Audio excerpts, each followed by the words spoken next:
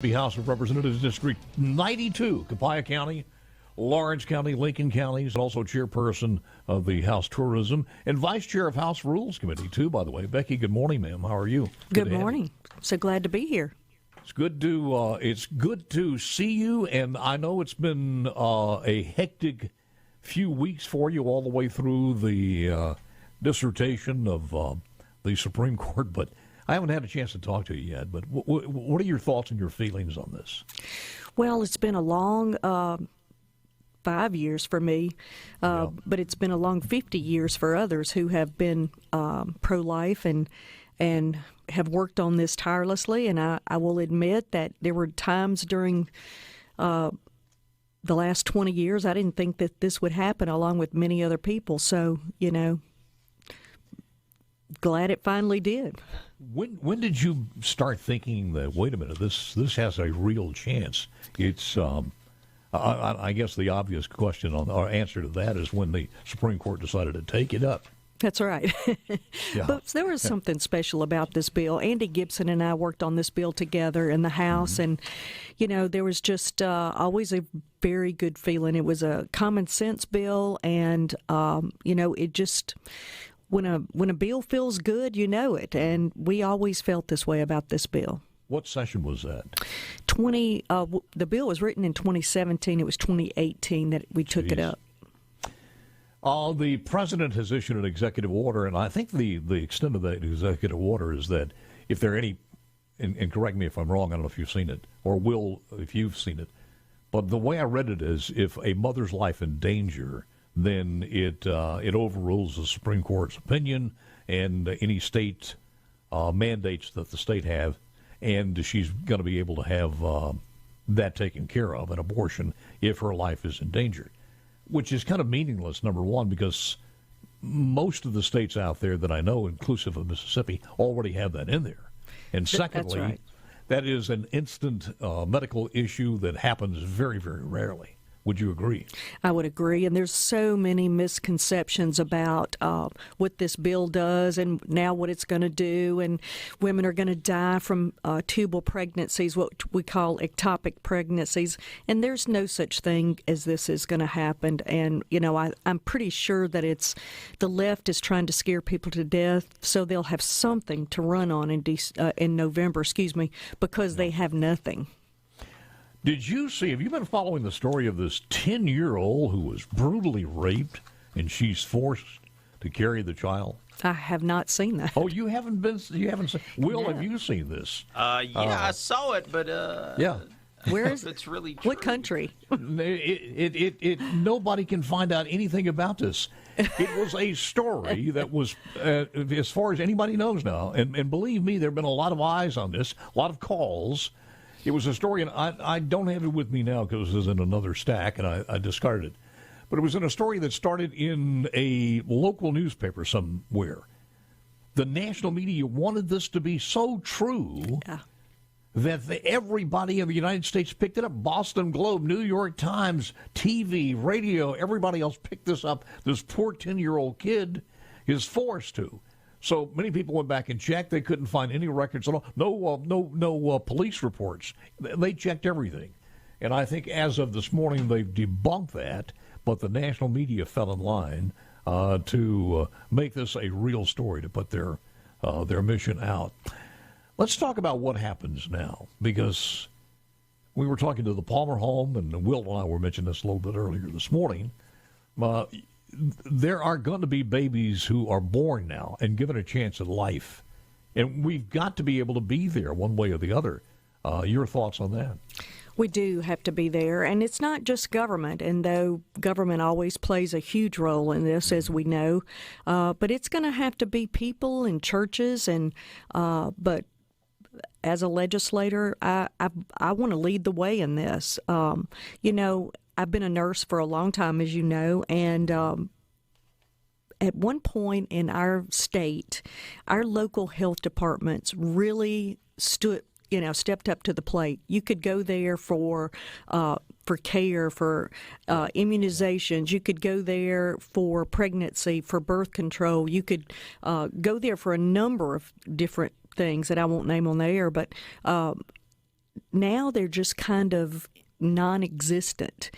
People don't go there anymore. And so I think the infrastructure is already there. We just need to make sure 1 day, 2 days a week, we've got a nurse practitioner there that's going to be able to hand out birth control, because if we don't hand it out, there are going to be a lot of unwanted babies, and then we're going to take care of them. So we can either start at the beginning and help take care of mothers and children, or we'll end up with a bigger mess in the long run. What happened to those health centers? Because when we were young, they were a big deal. I mean, most communities, even small communities, had one. Are you telling me they're still there, but they're underfunded, or some of them are not there anymore? Well, when Republicans took over, we wanted to get the budget in order. Mm-hmm. And a lot of budgets were cut, including the health department. And we didn't say, this is where you need to make your cuts. This is how much money we're able to give you at this time. And hindsight being 2020, we have our budget in order now. We did what we intended to do. What we did not intend to do was for the health department to pick those local community health departments to cut their budgets, and which is unfortunately what's happened. So, I think this would be the first ship that's easily turned around. Yeah. Does almost every community have a health center, or a larger community? They did.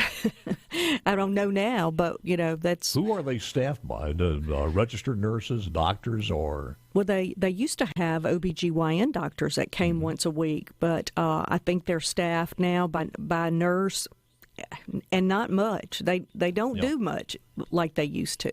So, I like I said, I just think that the infrastructure's there. This is the first thing we should look at. The green and purple-haired nose ring protesters won't give you this information, but many states are already having a positive effect from the Supreme Court's ruling, at least some hints of that. Number one was birth control options are on the increase from some of the sales that we see. And number two, Bloomberg reported yesterday that many of the clinics offering vasectomy treatments have received an uptick in interest since the reversal of Roe. So there are more guys, and that is reversible, by the way, but there are more guys going in now and saying, okay, it's my responsibility, so let's get this done. So I hope that continues. I do too, and abortion I don't believe was ever meant to be used as birth control. No. I think that it may have come about in a different means, but that's where it became, is a method of birth control, and murder should not be that. Well, when you have a reasonably intelligent woman, or guy for that matter, basically saying this is health care, the aborting of an innocent life is under the terms of health care, it's repugnant to a lot of people. So what would your thoughts be as far as what we do on Medicaid?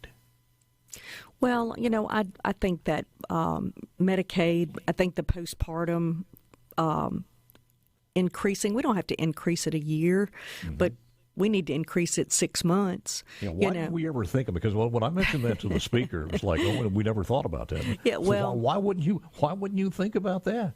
Because we never held a hearing or talked about it. It was just never allowed or brought up. The last I heard when talking with the insurance commissioner, Mike Cheney, because I asked him this question on the air, I said, look, just give us a figure. As a guy who's got a microphone here, or anybody's got some ink and is a journalist, just give us a viable figure, yes or no. Will this financially hurt us if we expand Medicaid? And if it doesn't, and the federal government's going to pay for this, and there's not an end date on it, and if there should be an end date, then we will end the program.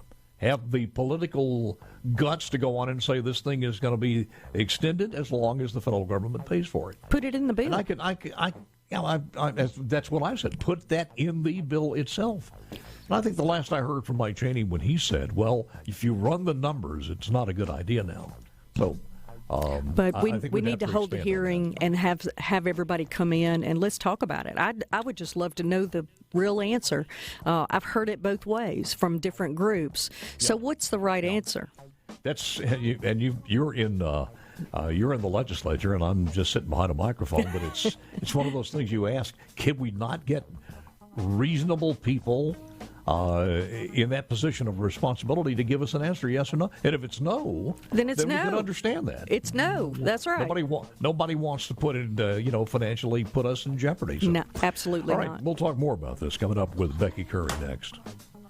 Back with Becky Currie, House of Representatives, District 92. I don't know if you saw this story. Dr. Meg Autry, OBGYN professor, University of California, San Francisco, has announced her idea for a ship off the Gulf of Mexico that would function as a floating abortion clinic in federal waters off the Gulf of Mexico, according to an interview that she held.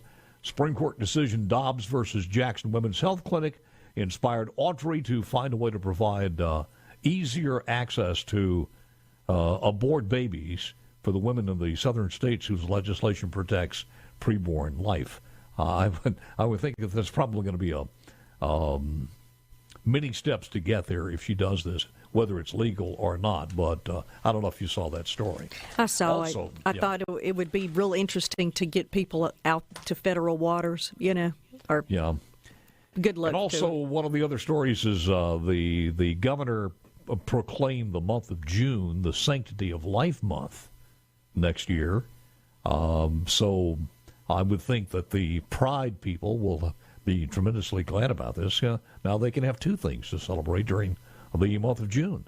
For those who choose to celebrate Pride Month next year, they should be ecstatic about this. So it will also be the Sanctity of Life Month in the state of Mississippi. So there you go, some news that was made yesterday. When we come to postpartum, is that going to be addressed in the 2023? You think that'll be addressed again? I have absolutely no idea. I know the Senate has sent it to us a couple of times, so I'm sure they'll send it back. But I wouldn't have any idea. Are you going to submit a bill to that? Absolutely, and we'll see what happens. But any other bills that you know for sure right now that you'll be dropping? Well, I hope to have more information on our health departments. That's my main focus. Is we need to be there for these babies. We need to be there. We need to make adoption more affordable. We've got to make sure that yes, there's going to be some children that need to be taken care of, and we've got to make sure that we have plans to take care of them. This, not that all of these are indigent, of course, and I think the numbers are. You start looking at this, they're rather daunting. We're saving, if the statistics bear out, we're saving 10 lives a day. Because you get about 10 abortions a day, so you're saving 10 lives a day. 75% of those, 74% would be African American. One of those 10 is from out of state. So those are just some of the numbers statistically speaking. And we have on C Spire text line, one of the family members in the morning said legislature did cut the budget brutally. Also, Medicaid providers were more available. So there were some market changes over the last few years, budget changes. And it would seem to me that somewhere down the line we just need to prepare for the 2023 and see how we can address it, maybe with the health centers and maybe in other ways. Do you know of any hearings that have been scheduled? I understand that the Senate has a committee and they're ready to go. I got a call from the chairman of that committee, Nicole, and we've talked a good bit. I've not heard from the speaker. I do not know. I understand he has a committee. I do not know who the members are, and I think that everybody realizes we have to address this. I don't think it's the elephant in the room that anybody needs to point out. I think that we will go in and we will begin work on it. And there's 122 members in the House, and there's a lot of good ideas. And, I hope that people sit down and listen to them because we've got to be ready. If we are proactive on this one, then it could be a good thing. But, I mean, if you just took the statistics and dropped them by half, 5 babies that are going to fall somewhere in the either we're going to have to take care of them financially or they can go through the adoption process that's daily. Those are some pretty big numbers that we'll be hit with in just the first year. And but again, this is what we prayed for, and it's so what we ought to be able to do this. And we're going to be happy about it because they're going to have a chance at life. Yes. It may be your next doctor. It may be your next teacher. I don't look at this as a negative. I look at this as a positive that they're going to have a chance at life, and hopefully they'll make the most of it. But we do need to be there for them. Like you said, we prayed and we worked hard for this for a very, very long time. Let me turn the attention to house tourism because you're also on that one. You're the state of affairs as far as tourism in our state. We've made some remarkable progress over the last few years, and as we always hear, it's a no-brainer because the money we put into tourism returns itself multiple times. $1 equals 13. 13. Yeah, so, we put money into it, and people love to come to Mississippi.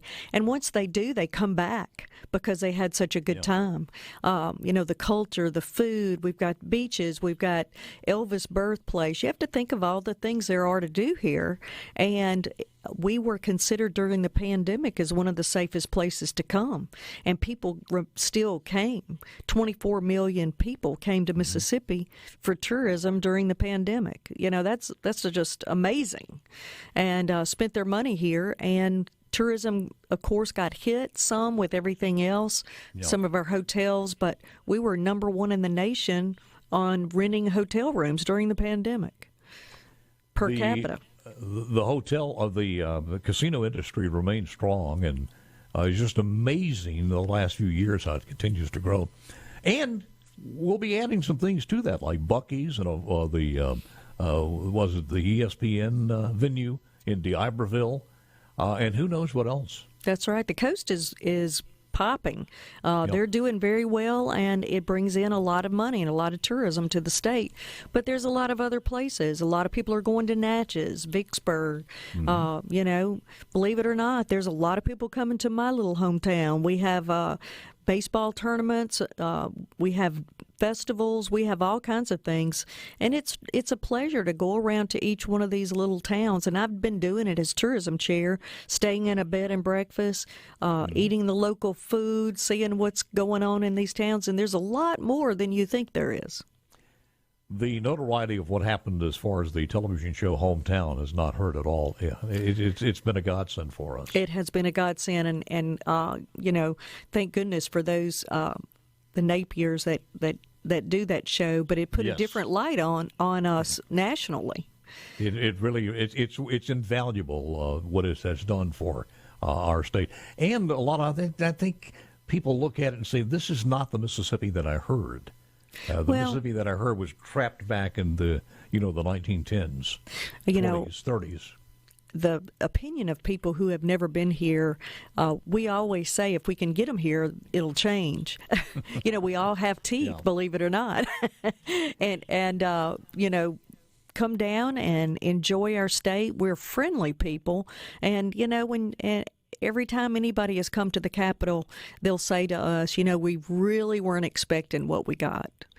So we just got to get more people to come.